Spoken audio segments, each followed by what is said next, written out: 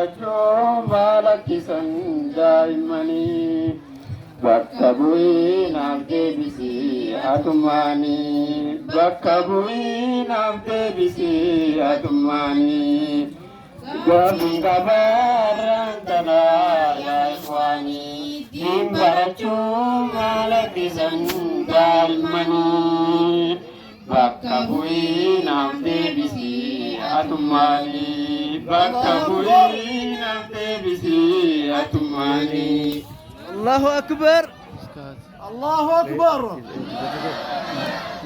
دائما ما تبرنوتا ندباز دين برجو ربوساني نواجز خراهنتان شيطاني تبقيز فايدة دين قبجول يوم لقيز هذا أبان صوركو ما جلسه annantane halli kuni bakka bu'ii naaf deebisii atummaani.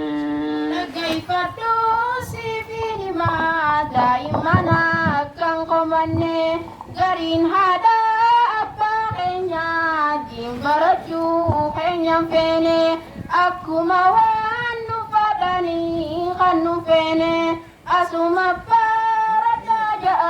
kan ergaanii sinurraa nafne bakka ollees fardeessanii nun gaafanne bakka bu'eesiif deebisee kunaa'anii. Allahu Akbar Bartaaf guutaan hin jirtu Allahu Akbar yaa moo isin gallagaa irrumaan deddeebi'e Allahu Akbar hayaagaa waluma barsiifannaa sootumaa hayaa'umaa. gaafin gabaarraan tanaa yaa ikhwaanii diin barachuu malakkisan daa'immanii bakka bu'ii naaf deebisii atummaanii bakka bu'ii naaf deebisii atummaanii yaadni warra maal fakkaataa yookaan qalbiidhaan gallaalte haadha abbaa keessa wajjin takka teessee mari'atte maal siif dhaaman warri keessan yoggaa irraa dhageeffatte nan dhoysinii naaf himime kaayyootamte